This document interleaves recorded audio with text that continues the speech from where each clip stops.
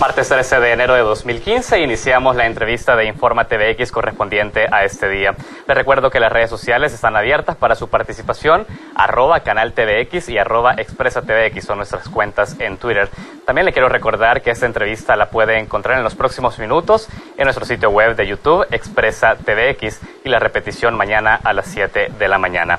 Vamos a hablar con Óscar Cabrera, presidente del Banco Central de Reserva, y hablaremos sobre la concentración de riqueza, la concentración económica, la desigualdad y los impactos que eso tiene en el desarrollo. Antes hablemos del contexto. Recientemente fueron divulgados los hallazgos del informe Territorios Funcionales en El Salvador, realizado por el programa Dinámicas Territoriales Rurales. En la investigación se destaca que el desarrollo económico del país se concentra en un 12.3% del territorio nacional, lo que representa 71 municipios de El Salvador. El informe revela que la concentración económica y demográfica de los territorios urbanos, en detrimento de las zonas rurales, determina una estructura desigual de oportunidades. Desde este espacio de opinión nos interesa analizar esta situación a la luz de indicadores que exponen las asimetrías al interior de nuestro país y las posibles soluciones para poder revertirla. Por eso me acompaña Óscar Cabrera, lo he mencionado, presidente del Banco Central de Reserva, a quien me da mucho gusto recibir en este espacio de opinión. Bienvenido. Buenas tardes, Saúl. Muchas gracias pues a los televidentes y sobre todo pues un mensaje de solidaridad a todas esas familias que sufrieron los embates del terremoto en 2001. Sin duda un llamado muy oportuno ahora que se conmemoran 14 años, presidente. Vamos a ir hablando. Sin duda estos efectos que incluso tienen los desastres naturales en nuestra sociedad también representan un poco de lo vulnerable que están muchas de las personas en nuestro país, y esto podría estarse viendo un poco determinado por esta desigualdad de oportunidades, presidente. Quiero que vayamos hablando de estos hallazgos. Lo hemos dicho ya al inicio de la entrevista. El informe dice que el desarrollo económico se concentra únicamente en el 12% del territorio nacional, y nos parece que eso podría ser un indicador. Usted nos corrige si esto es así. ¿Qué expresa esto del país? Sí, en efecto, esta investigación parte de un mea culpa que hace el Banco Central para abordar las causas del bajo crecimiento económico, ya no a nivel macroeconómico, sino que ir a nivel territorial. Y es ahí como iniciamos un análisis en el cual utilizamos el censo de población y vivienda para determinar dónde la población vive, pero a dónde va a trabajar. Porque a partir de estas matrices de transición uno puede clasificar cuáles son esas brechas de desigualdad, de pobreza, de actividad económica. Y lo que nos encontramos es que de los 262 municipios, 191 municipios están desvertebrados de toda actividad económica, de todo empleo digno. Y solo tenemos alrededor de 27 municipios que le llamamos multimunicipales, donde está concentrado alrededor del 12.3% pues de la actividad económica, ¿verdad? Ahora, ¿esto qué implica?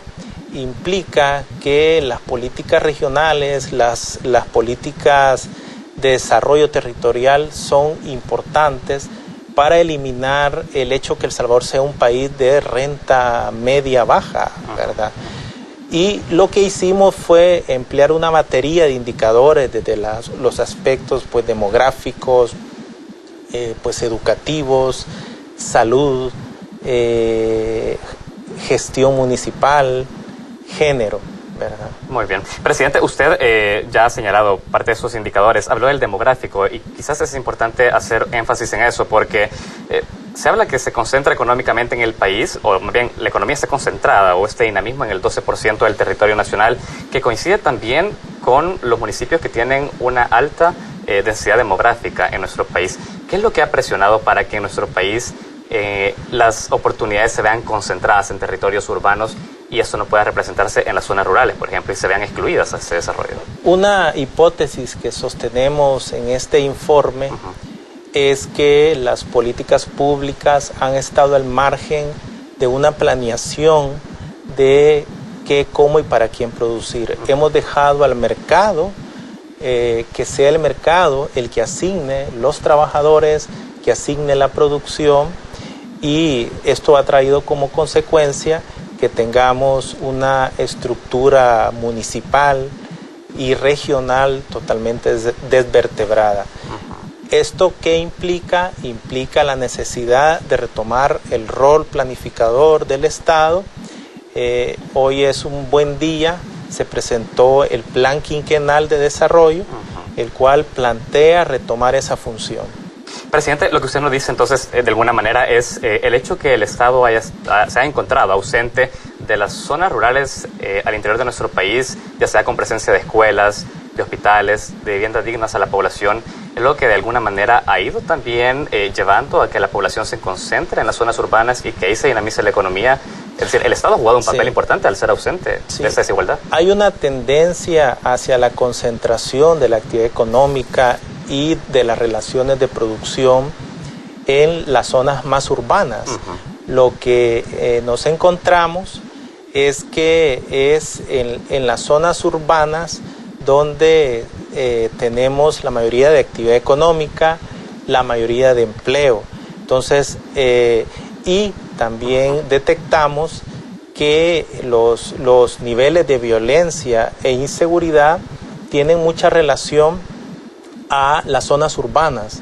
En las zonas urbanas también hay altas tasas de desempleo y subempleo, y eso implica que las políticas de seguridad, a partir de este estudio, se está prescribiendo ciertas acciones de política pública. Muy bien. Presidente, quiero retomar nuevamente el tema del papel del Estado, que usted ya lo ha destacado en sus intervenciones. Recientemente estuvo en este mismo espacio de entrevista Héctor Davidesi, exministro de Economía.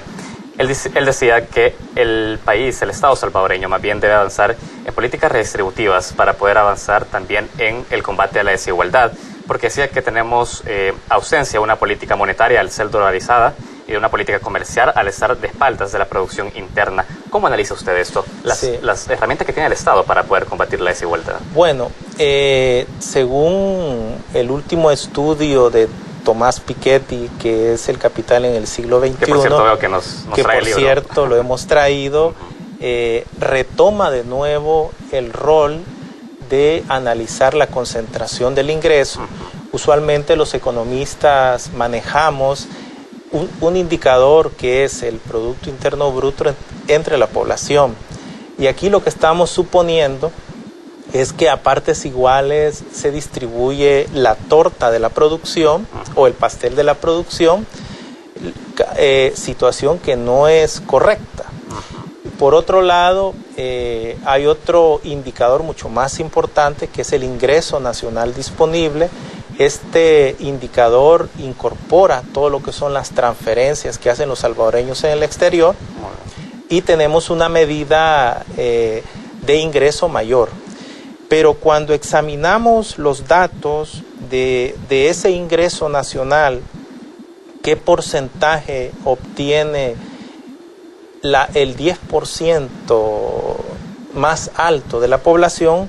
Lo que nos encontramos es que en 1991 ese 10% obtenía el 41% del ingreso nacional, y a 2012 ese 10% obtiene el 35.2% pues del ingreso nacional. Ahora, Piketty nos ilustra y nos dice que esta información nosotros las obtenemos de las encuestas de hogares y propósitos múltiples, y que las encuestas de hogares tienden a subestimar el verdadero ingreso de ese decil más elevado pues de ingreso. Correcto. Y que la vía más idónea para poder medir cuál es la concentración de este ingreso es a partir de fuentes de la declaración de la renta y del patrimonio. Lastimosamente no tenemos esta información, y es un común denominador en los países de América Latina. Utilizamos encuestas de hogares. Que no es casualidad, seguramente, desde el Estado no poder tener estas herramientas. Digo, en el pasado también por un modelo que dejó de lado la planificación, como usted señalaba, la poca estadística, ¿no? Sí, en efecto, tú has tocado una variable que es importante. Necesitamos de estadísticas precisas, necesitamos de información clara, con el objetivo de formular políticas para una sociedad. Y esto creo yo que es necesario la creación del Instituto Nacional de Estadística y Censos, que lo anunciaba el secretario técnico este día y el presidente de la República. Presidente, tengo que hacer una pausa. Seguiremos hablando un poco más de este informe en el cual ha participado el Banco Central de Reserva y que también refleja una realidad de nuestro país. Quiero que hablemos también de las posibles soluciones, las herramientas que tiene el Estado para poder redistribuir la riqueza dentro de nuestro país. Nosotros tenemos que hacer una pausa en Infórmate VX. Al volver tenemos más de esta entrevista con Óscar Cabrera, presidente del Banco Central de Reserva. Ya volvemos.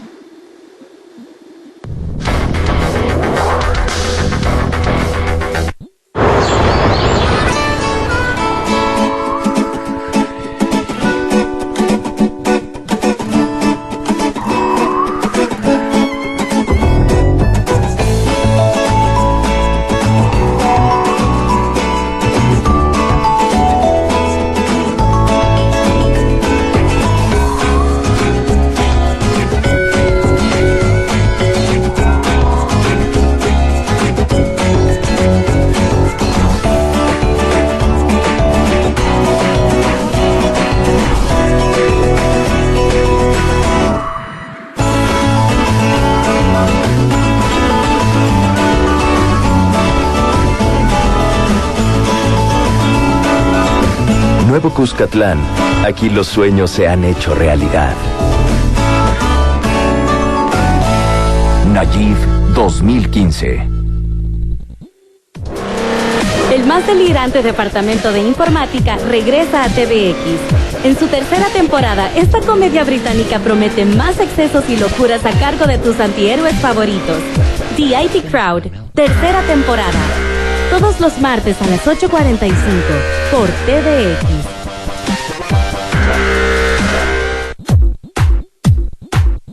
Sé capaz de lucir como siempre soñaste. Atrévete a entrar en un mundo creado exclusivamente para ti. Roberto Orellana Estilistas. Primera calle Poniente, número 3835, Colonia Escalón. Teléfono 2223-0700.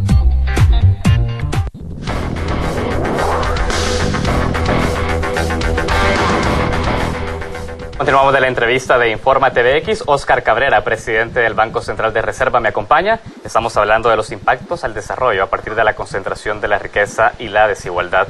Presidente, usted ya hacía un análisis introductorio, hablaba de la ausencia del Estado, cómo fue generando también estas amplias brechas de desigualdad a nivel territorial al interior de nuestro país. Sí. Yo quiero que nos hable también en términos concretos para verlo un poco reflejado hacia la audiencia.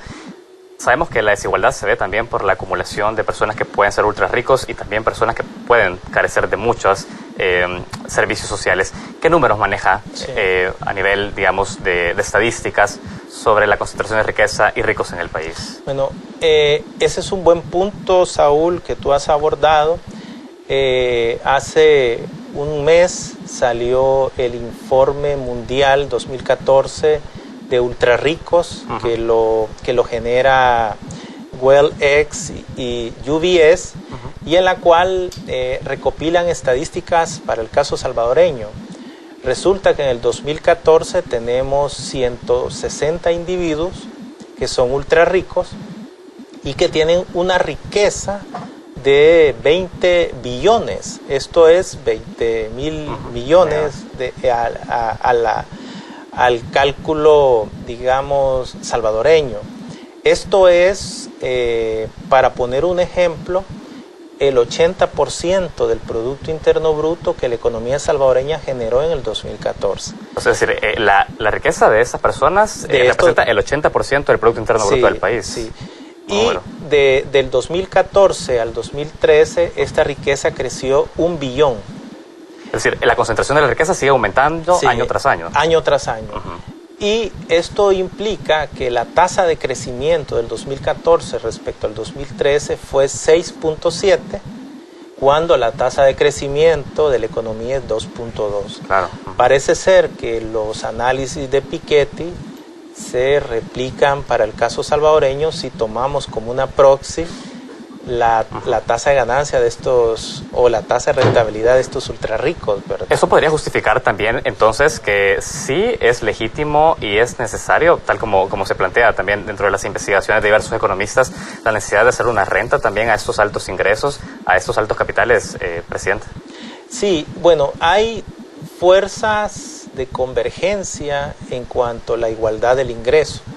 Estas fuerzas usualmente son la inversión en capital humano, la tecnología, el incremento de la productividad laboral y sobre todo la transformación productiva hacia sectores que paguen mejores salarios. Pero hay fuerzas de divergencia y esto lo que nos está diciendo es que la concentración del ingreso, que es un flujo anual, y de la riqueza, que es el stock, implica sobre todo de decisiones políticas. No es simplemente una condición sine qua non del mercado. Hay decisiones políticas y en momentos del tiempo fuerzas políticas plantean que, por ejemplo, no es justo el impuesto al patrimonio, es decir, a la riqueza, para un grupo de niveles de ingreso alto, como nos pasó en 1990-92, cuando se deroga el impuesto al patrimonio. Correcto.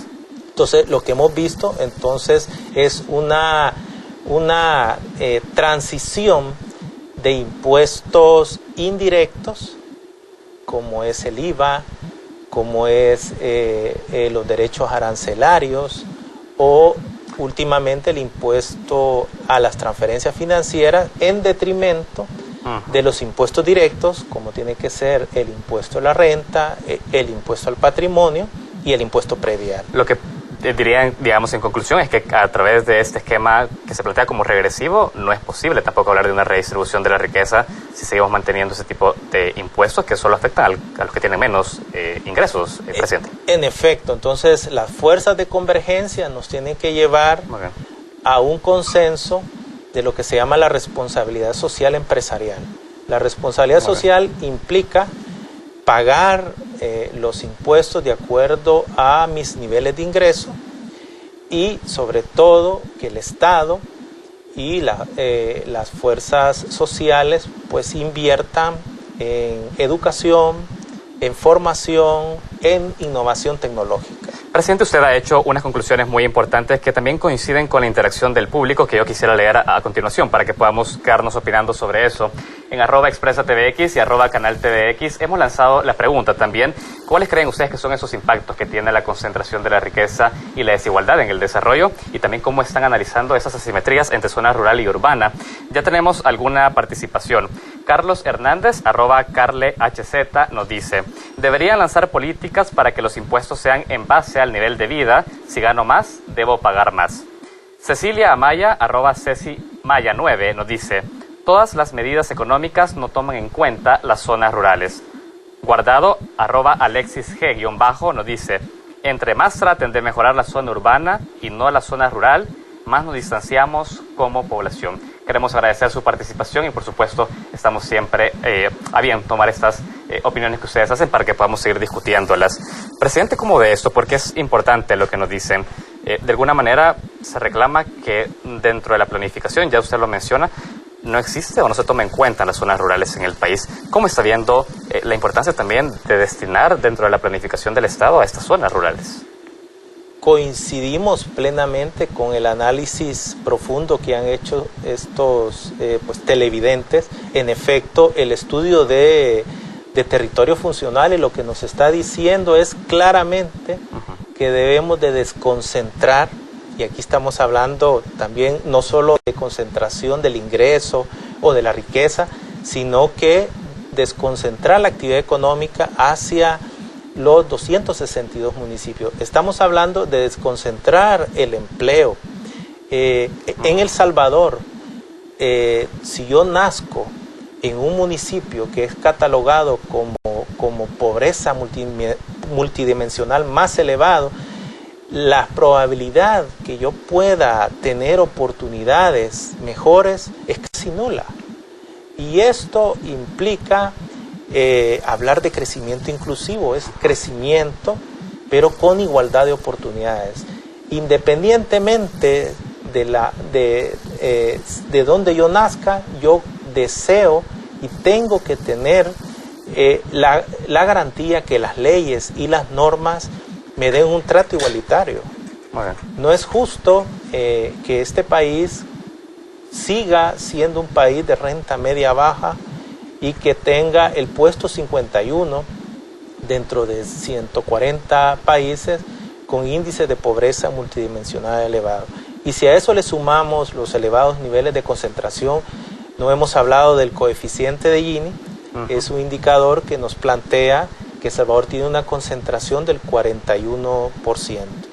Si es del 100, significa que el 100% del pastel le queda a una persona. Si es 0, es que todos tienen igual participación. Pero El Salvador, al igual que América Latina, son una de las regiones de mayor concentración del ingreso en el mundo. Y las políticas públicas tienen que ayudar a la redistribución del ingreso, de los servicios sociales. Otro de los indicadores que nosotros planteábamos en este estudio es el FODES.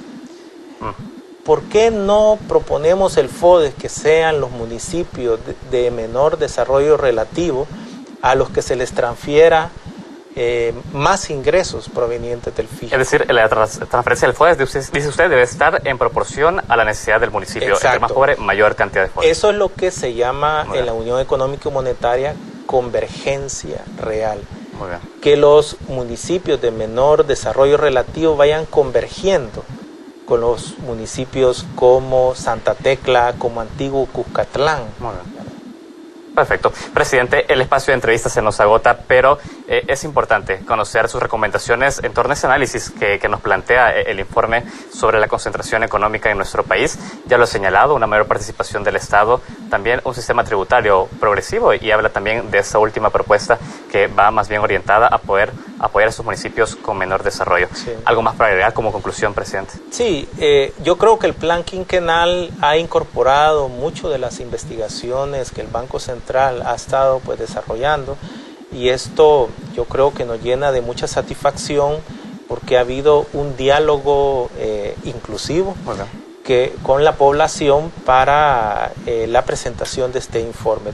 Tenemos claro que la política pública implica descender a los territorios, y solo resolviendo los problemas de los municipios es como vamos a aprender a crecer de manera sostenida. Excelente. Óscar Cabrera, presidente del Banco Central de Reserva, ha sido un gusto recibirlo en este espacio de entrevista, y por supuesto este espacio está abierto para que sigamos opinando y también escuchando sus análisis sobre estos importantes aspectos. Pues muchas gracias, Saúl, y gracias a los televidentes. Muchísimas gracias. Gracias a ustedes que nos acompañan en este espacio de entrevista día con día. Nosotros tenemos que hacer una pausa. Enseguida volvemos con más noticias en Infórmate VX. Ya regresamos.